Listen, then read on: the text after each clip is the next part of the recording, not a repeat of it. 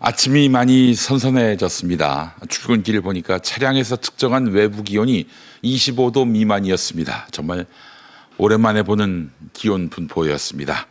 낮엔 당분간 30도를 넘을 것 같은데 그래도 곧 가을이 오겠죠? 아니, 왔습니다. 9월 8일 월요일 시청자를 가스라이팅하지 않는 김용민 TV 김용민 브리핑 시작하겠습니다. 먼저 오늘 아침 신문이 주목한 주요 이슈 살펴보겠습니다. 미국 이민 세관 단속국이 현대차 LG 배터리 합작 공사 현장에서 한국인 300여 명을 무더기로 구금한 사건이 사흘 만에 석방교섭으로 마무리됐습니다. 정부와 기업이 합심해 투자 확대 과정에서 비자 문제라는 불가피한 현실이 있었다라는 점을 적극 설명한 결과입니다. 이재명 대통령은 국민 권익과 기업 활동이 침해돼선 안 된다며 총력 대응을 지시했고, 외교부는 조지아주 정치권과 네트워크를 총동원해 협상에 나섰습니다. 미국 측도 동맹 강화를 이유로 우리 측 입장을 수용했고, 구금자들은 이번 주 전세기로 귀국할 전망입니다. 그러나 사전 사후 통보가 전혀 없었다는 점, 그리고 전문직 취업비자 쿼터 부족이라는 구조적인 문제가 여전히 남아 있습니다. 정부는 이를 계기로 한국인 전문 인력을 위한 별도 비자 신설, 이른바 한국 동반자법 추진에 속도를 낼 계획입니다. 김건희의 의혹을 수사하고 있는 민중기 특별검사팀이 대통령 경호처로부터 김성훈 전 차장 징계 의결서를 확보했습니다. 경호처는 김성훈 전 차장이 윤석열 부부를 위해서 해군 선상 파티, 합창대회, 생일 이벤트용 차량 증정 등 사적 요구를 직원들에게 지시했다며 최고 수위인 파면을 결정했습니다. 특검은 특히 2023년 여름 김건희의 지인까지 해군 귀빈정에 동승한 정황을 주목하고 있는데요.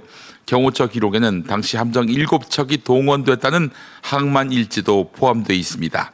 김성훈 전 차장은 지인 탑승은 문제없다며 책임을 부인했지만 특검은 직권남용 혐의로 김건희와의 공모 가능성까지 수사하고 있습니다. 경호처 내부에선 순방 비행기 인원 편성도 조사해야 한다는 목소리가 나오고 있습니다. 내란 특검이 조태용 전 국가정보원장이 지난해 12월 3일 비상계엄 선포 당일 대통령 집무실에서 문건을 접어 주머니에 넣는 장면이 담긴 CCTV를 확보했습니다. 조태용 전 원장은 그동안 계엄 관련 문건을 받은 적이 없다라고 부인해 왔지만 특검은 그가 국무회의 직전 이 문건을 직접 읽는 모습까지 확보했습니다. 또 당일 대접견실에서 다른 장관들에게 문건을 건네는 정황도 드러났습니다. 특검은 조태용 전 원장이 방첩사 체포조 지원 같은 지시를 전달받았을 가능성까지 수사하며 윤석열이 장관들에게 언론 단전 단수 지시, 대외 안정화 지시 등을 내렸다는 점도 파악하고 있습니다. 조태용 전 원장이 국회, 헌재, 경찰에서 문건을 받은 적이 없다라고 일관되게 부인했던 만큼 특검은 위증 혐의를 적용해서 피의자로 소환할 방침입니다. 윤석열 부부를 둘러싼 매관매직 의혹 수사가 새로운 국면을 맞고 있습니다. 특검은 김건희 측이 전직검사 김상민 씨로부터 이우환 화백의 그림, 시가 1억 2천만 원 상당을 건네받았다는 진술을 확보했습니다. 앞서 서희건설 회장의 고가 목걸이, 이배용 전 위원장의 금 거북이에 이어서 세 번째 정황이 드러난 셈입니다. 특검은 이 그림이 총선 공천이나 공직 임명의 대가였는지 집중 조사하고 있습니다. 실제로 김건희가 현역 의원에게 전화해서 불출마를 종용하며 장관직이나 공기업 사장직을 보장하겠다라고 말했다는 진술까지 확보한 상황입니다. 김상민 전 검사는 이후에 국가정보원 법률특보에 임명돼서 또 다른 의혹을 낳고 있는데요. 김 여사 측은 위작이 많아 이우환 작품은 사지 않는다라고 진술했지만 특검은 압수수색 과정에서 진품 감정서를 확보해 신빙성을 따지고 있습니다. 그림을 옮기는 장면이 CCTV에 포착되면서 증거인멸 시도 여부까지 수사선상에 올랐습니다. 더불어민주당이 건진법사 전성배 사건 수사 과정에서 압수된 5천만 원 관봉권의 띠지가 사라진 경위를 캐묻기 위해 당시 초동수사팀을 국회에 불러 조사할 계획입니다. 이재명 대통령이 직접 별도 수사를 지시한 만큼 국회 차원에서 진상규명에 나서겠다는 것입니다. 관봉권은 윤석열 취임 직후 유통된 현금인데요. 청탁 출처를 밝힐 핵심 증거로 꼽히지만 띠지가 분실되면서 의혹이 커졌습니다. 남부지검은 띠지가 사라진 사실을 뒤늦게 대검에 보고했고 담당 수사관들은 국회에서 기억나지 않는다 이렇게 모르쇠로 일관해서 논란을 키웠습니다. 민주당은 최재현 부부장 검사와 수사관 등 초동팀 전원을 증인으로 채택해 사실관계를 파악하겠다는 방침입니다. 이번 사안 단순한 실수가 아니라 조직적 은폐의 가능성까지 제기되는 만큼 국정감사 쟁점으로 비화할 것 같습니다. 김건희를 수사하고 있는 민중기 특검팀이 서희건설 이봉관 회장이 최소 7점의 고가 장신구를 건넨 정황을 포착했습니다. 이봉관 회장은 당초 반클리프 목걸이, 티파니 브로치, 그라프 귀걸이 등 3점만 자수했는데 특검은 추가로 반클리프 제품 4점, 목걸이, 귀걸이, 팔찌 2점이 더 전달된 단서를 확보했습니다. 특히 스위트 알함브라 팔찌와 프리볼 브레이슬릿은 윤석열 취임식과 나토 순방 귀국길에 김건희가 실제 착용한 모습이 포착되기도 했습니다. 하지만 이봉관 회장이 특검에 제출한 귀금속은 2점뿐이고 나머지 5점의 행방은 불투명합니다. 특검은 이봉관 회장과 사위, 전 국무총리 측까지 차례로 조사하면서 장신구 제공이 단순한 선물인지 권력형 청탁과 얽힌 뇌물성 제공인지 본격 수사하고 있습니다. 김건희 측은 목걸이 건은 재판에서 다툴 것이라며 별다른 입장을 내놓지 않고 있습니다. 네, 이상 오늘 아침 신문 주요 내용 살펴봤습니다. 자, TV뉴스는 어떤 이슈를 다루고 있는지 함께 살펴보죠. TV뉴스 리뷰입니다.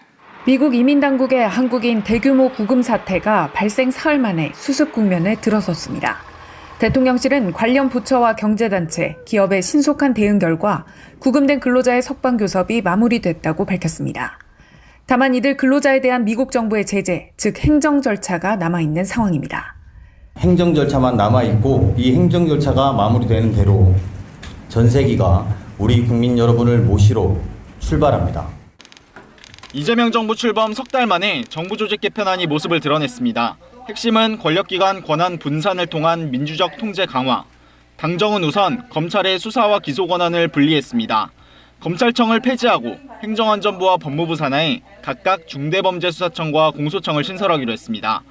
그간 검찰의 견제받지 않은 권한의 남용과 공정성 훼손에 대해 지속적인 우려가 있었습니다. 다만 정부 수립 이후 77년 만에 검찰 조직 개편인 만큼 혼란을 줄이기 위해 시행 시기는 1년 유예합니다. 매머드 부처 기획재정부도 수술대에 올랐습니다. 예산과 재정 기능은 총리실 산하 기획예산처에, 세제와 경제, 금융정책 기능은 재정경제부가 갖도록 했습니다. 오는 2030년까지 수도권에 135만 호 규모의 신규 주택이 착공됩니다.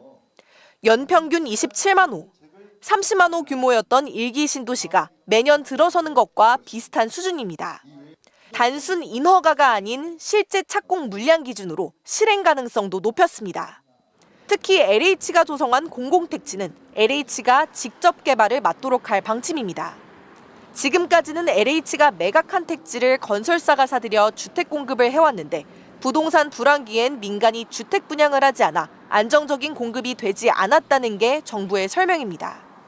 시대 경기가 안 좋고 그렇게 되면 여러 가지 그 민간 건설사에서 매우 소극적으로 될 수 있는 우려가 있기 때문에 LH가 진행하게 된다면 굉장히 속도라든가 물량을 확보해서 김건희 국정농단 특검은 알선수재, 정치자금법 위반 등의 혐의를 받고 있는 무속인 건진법사 전성배 씨를 오늘 구속 기소할 예정입니다.